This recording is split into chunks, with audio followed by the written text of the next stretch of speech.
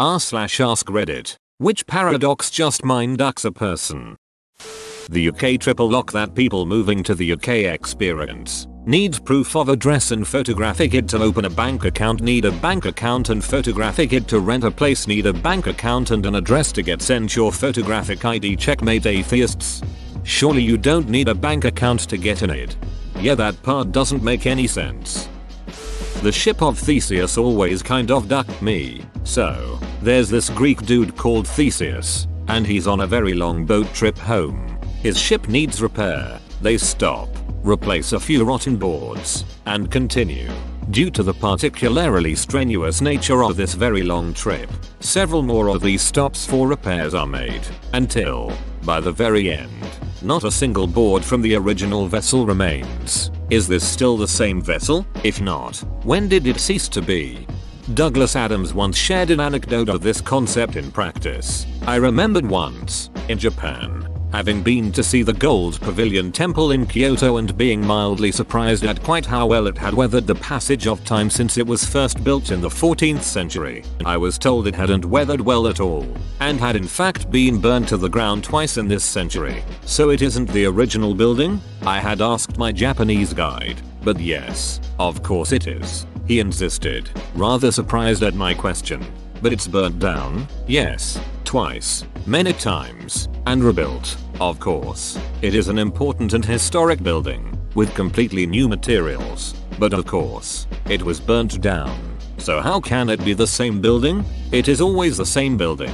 I had to admit to myself that this was in fact a perfectly rational point of view. It merely started from an unexpected premise. The idea of the building, the intention of it, its design, are all immutable and are the essence of the building. The intention of the original builders is what survives. The wood of which the design is constructed decays and is replaced when necessary. To be overly concerned with the original materials, which are merely sentimental souvenirs of the past, is to fail to see the living building itself. For me, it's a very interesting example of how different cultures interpret the idea of continuity. For example, there is a shrine complex in Japan called Ice Shrine, which is the most sacred locations in Shinto. Every 20 years, the two main buildings are dismantled and rebuilt, by hand, by hundreds of volunteers. This ritual is based on the idea of impermanence, death and renewal in Shinto, but it's also done to keep the skills of constructing the shrine alive throughout the generations. The same is done in many shrines and temples throughout the country. This is interesting to me because you could argue that the cycle of destruction and renewal with new materials is precisely what gives it its continuity. Edit. Bloody hell. Thanks for the awards, guys. Glad you enjoyed it. This was a raging issue in the field of historical preservation. In the Western world, we basically settled on the original material and construction is what counts. Frustrates the hell out of me for the buildings which were adulterated from the original designs and we could now build to the designer's original vision. Edit. And I am absolutely loving the raging discussion below this comment. Shows how both sides have really good arguments. Braess paradox from Wiki. The observation that adding one or more roads to a road network can end up impeding overall traffic flow through it. The paradox was postulated in 1968 by German mathematician Dietrich Braess, who noticed that adding a road to a particular congested road traffic network would increase overall journey time. Very evident in cities, skylines. The bane of my cities in that game. The more roads, the more traffic. So I know this is just a silly thing, but at my old work, my department was food service. In our prep room, you had to always wear an apron. Always. No exceptions. When leaving the prep room, you had to take your apron off to prevent cross-contamination. The bosses were trying to figure out where to put the hooks. Inside in the back of the door, or outside on the wall. Edit. Always proofread before posting. Feels like there should have been an anteroom between prep room and the larger room with apron hooks. That is part of a real solution. The other is to use disposable aprons and throw them out as you exit and put on a new one after a thorough hand washing in the antechamber. The aprons would be just inside the prep room or at the end of the antechamber. Edit 2. Prior to edit 1 Wyatt. Yay. Biodegradable plant cellulose aprons. Stop beaching at me. Edit. My most rapidly upvoted comment about antechambers. Do not ever change. Reddit, open bracket. It was at 545 upvotes while only 47 minutes old. That this page is intentionally left blank page. The page isn't even blank anymore. I actually saw one in a textbook before that said this page intentionally no longer blank. My favorite phrase that got published in an advanced math book, in case there is danger of no confusion. Fry becoming his own grandpa. He'd do the nasty in the past nastification. The Boltzmann brain. The idea goes something like this. In any system, there is a tendency for entropy to increase, which is another way of saying that everything tends to spread out. In a room full of gas, the gas fills the room. It does not pack itself in a corner. However, because of the weirdness of quantum fluctuations, it is possible for particles to just spontaneously arrange themselves into more complex configurations. It might take trillions and trillions of years, but if you watched that room full of gas long enough, sooner or later you would see all of the gas pack itself into one corner before spreading out again. Or, you might see the gas arrange itself into a fully functioning human brain, complete with false memories, senses, and a brief spark of consciousness. Of course, entropy would quickly take over again.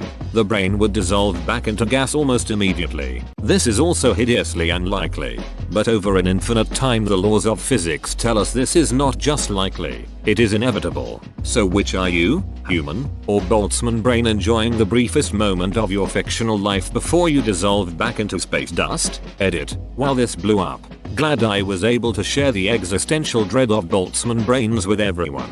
A few follow-up points. True, this is not really a paradox, mostly just a mind duck. Something I left out of the original post to keep it simple. A Boltzmann brain universe, i.e., one briefly conscious brain, is arguably much simpler than the impossibly vast universe we think, we observe. Perhaps it is actually much more likely that you are Boltzmann brain than the human you imagine yourself to be. I'm not a physicist. Hopefully I did a decent job of introducing the concept and answering some follow-up questions. But you might check out the Wikipedia entry or the PBS Spacetime episode on the concept to get a deeper understanding.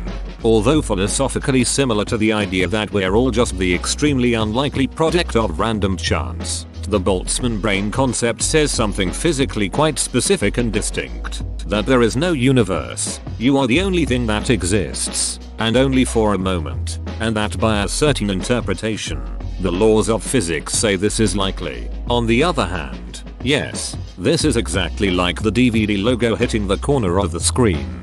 There's a joke I heard on this. Dr. Humdinger visits the same ice cream shop every day. He sits at the counter and orders 2 ice cream sundaes, one for him, and one at the empty seat beside him. Every day, he finishes his ice cream and leaves the other. He pays for both and leaves after a week of this. The owner asks about this. The doctor explains, I'm a theoretical physicist. It is theoretically possible for the matter above this stool to spontaneously coalesce into a suitable mate. I want there to be ice cream ready for them. The owner replies, well, okay, but there are plenty of people in this shop every day. Why don't you strike up conversations? Maybe you'll find a suitable mate among them. Sure, but what are the odds of that? That joke was used on The Big Bang Theory. The physicists found it insulting. One of my favorites is Zeno's paradox. In order to leave my apartment, just for example, I have to walk halfway to my front door. Then I have to walk half the remaining distance. Then half that distance. Ad infinitum. In theory, I should never be able to reach the door. Now I love this paradox, because we've actually solved it. It was a lively, well-discussed debate for millennia. At least a few early thinkers were convinced that motion was an illusion because of it. It was so persuasive an argument that people doubted their senses. Then Leibniz, and/or Newton, developed calculus, and we realized that infinite sums can have finite solutions. Paradox resolved. It makes me wonder what calculus we are missing to resolve some of these others. Edit. A lot more people have strong opinions about Zeno's paradox than I thought. To address common comments: 1. Yes, it's Zeno, not Zeno. Blame autocorrect and my own fraught relationship with homophones. 2. Yes, there are 3 of them. 3. If you're getting hung up on the walking example, think of an arrow being shot at a fleeing target. First the arrow has to get to where the target was, but at that point, the target has moved, so the arrow has to cover that new distance, but by then, the target has moved again, etc. So the arrow gets infinitesimally closer to the target, but doesn't ever reach it. 4. Okay, you think you could have solved it if you were living in ancient Greece. I profoundly regret that you weren't born back then to catapult our understanding 2 millennia into the future. 5. Yes, I agree Diogenes was a badass. I hope this covers everything. Reminds me of a joke. An engineer, a physicist, and a mathematician are at a bar and see a beautiful woman across the room. They're all too nervous to talk to her, so the physicist devises a plan to work up the necessary courage. Walk half the distance from them to her, then half the remaining distance, and again, and again, and again. The mathematician says it won't work because they will never actually get to her. The engineer says, well, it's close enough for practical purposes. An infinite number of mathematicians walk into a bar. The first orders a drink. The second orders half a drink. The third orders a quarter of a drink. The fourth orders an eighth of a drink. The bartender pours 2 drinks and says, you guys really ought to know your limits. Jim is my enemy, but it turns out that Jim is also his own worst enemy, and the enemy of my enemy is my friend. So, Jim is actually my friend. But, because he is his own worst enemy, the enemy of my friend is my enemy. So, actually Jim is my enemy. But, I see. Well, Jim needs to learn self-love then lol. He also needs to learn that identity theft is not a joke. Pinocchio says my nose will grow after I finish this sentence, does it? Depends on if lying is a necessary condition for growth or merely a sufficient one. I frequently see Pinocchio resolved based on the intent of the speaker to tell the truth or lie. Otherwise, his curse can be used to learn absolute truths you have no other way of proving. It could even speculate about future events if X will do Y is considered a true or false statement. It could even speculate about future events if X will do Y is considered a true or false statement. It's probably not the original intent, but this interpretation is so much cooler. I'm gonna ask Pinocchio questions about all the conspiracy theories I've ever heard to find out if they're real or not. The Banach-Tarski paradox is one hell of a mind duck. It's basically taking something and rearranging it to form another exact copy of itself while still having the complete original. Like taking a sphere, which has infinite points on it, and drawing line from every point on its surface to the center, or the core of the sphere. Then you separate the lines from the sphere, but because there is infinite points you now have an exact copy of the original sphere. It's kind of hard to explain here, so just watch the Vsauce video on it for a more in-depth explanation. One anagram of Banach-Tarski that I like is Banach-Tarski Banach-Tarski RLSO. Thanks Braess. Came here to say this. Really it's less minducky because real objects are made up of discrete and finite particles, whereas the theory is based on the axiom of choice and infinite mathematical points. But the idea is whack. The bootleg paradox. The main example is Beethoven, so I'll use him. If you were to go back in time, you would see Beethoven. But when you get there, you cannot find Beethoven anywhere. But you have all of his music sheets. So you create all of Beethoven's music, so technically, you are Beethoven. Now the real question is, where did the music come from? And how did the name Beethoven come to be? Edit. There. I put in periods edit too. If you could go back in time. Isn't that bootstrap? Yes. The Bootstrap Paradox. It's named for a 1941 novella by Robert Heinlein, writing under the pen name Anson MacDonald. Excellent story. Psychology. Psychology is defined as the study of the human brain. That would mean that the human brain is teaching, studying, and learning from itself all at the same time. In a sense, the brain is the teacher, the textbook, and the student at the same time. If the brain was so simple we could fully understand it, we'd be so simple that we couldn't. Congratulations, you've discovered biology. Cole's law. Very simple. Some love it, but I can't stand it. Very common. 2. What is Cole's law? Cabbage, mayo, vinegar, and some other stuff. The coastline paradox. The more accurately you measure a coastline, the longer it gets. to infinity. I have 2 comments questions. It couldn't possibly be to infinity, right? Even if you measure every grain of sand, the coastline will significantly grow, but it is still finite. You can't measure a coastline perfectly accurately, because it's not static. Tides and water levels are always changing. I think the coastline part is just an example of something tangible with fractal-like qualities to make the concept more understandable. It might help to think of measuring the perimeter of the famous Mandelbrot fractal set in all its infinite detail. The area of the set is clearly bounded and finite, but the perimeter is not. Doesn't it really come down to how often the predictor is correct? If it's 99% of the time, then you should 1 box. But as his accuracy drops, the expected value of 2 boxing increases until it eventually surpasses 1 boxing.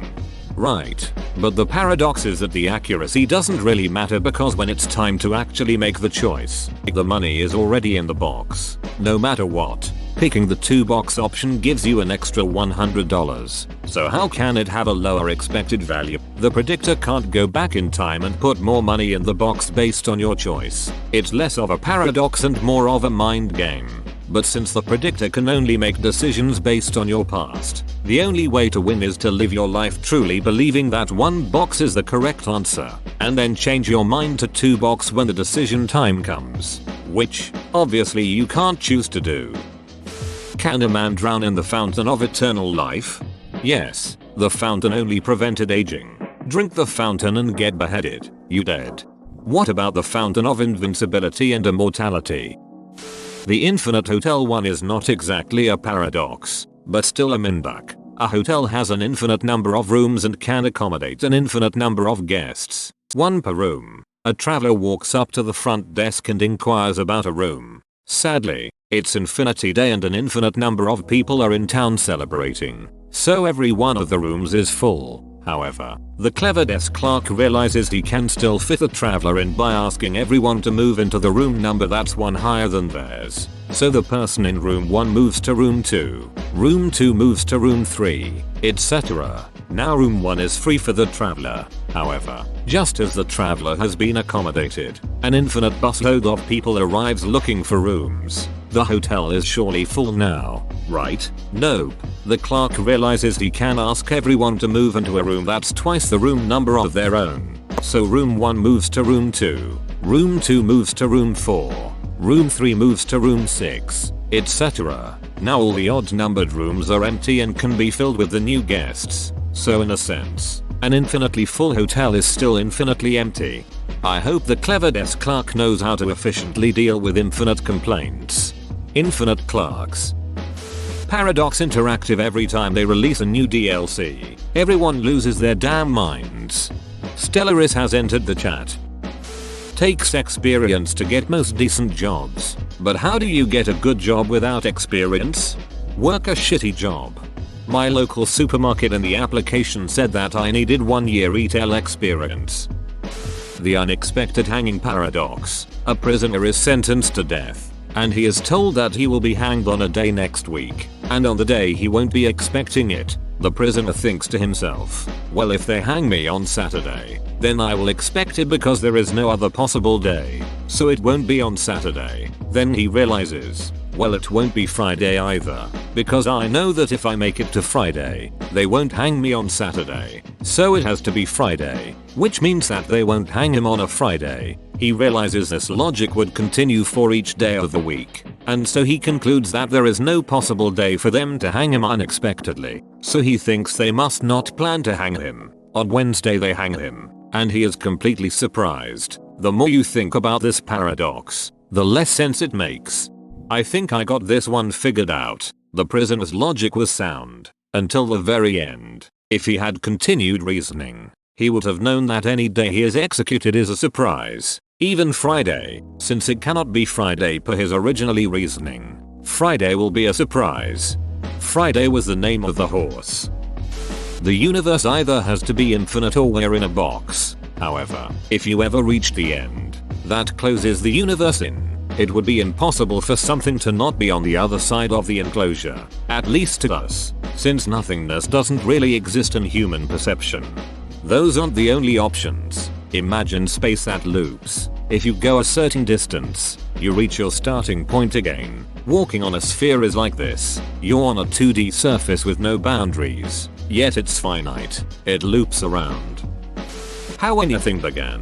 Whether you believe in creationism or the Big Bang, etc. Where did the beginning come from? God had to have started at some point. Those atoms that exploded into the universe had to come from somewhere. Where the duck did anything come from? A long time ago actually. Never. And also now. Nothing is nowhere. When? Never. Makes sense. Right? Like I said, it didn't happen. Nothing was never anywhere. That's why it's been everywhere. It's been so everywhere. You don't need a where. You don't even need a when. That's how every it gets. Forget this. I wanna be something. Go somewhere. Do something. I want things to change. I want to invent time and space. And I know it's possible because everything is here. And it probably already happened. I just don't know when to start. And that's exactly where it started. Whoa, you made it to the end? You're a ducking beast. I'll cut you a deal. Smash like and subscribe for more curated content, bruh. It's free and that's a great price.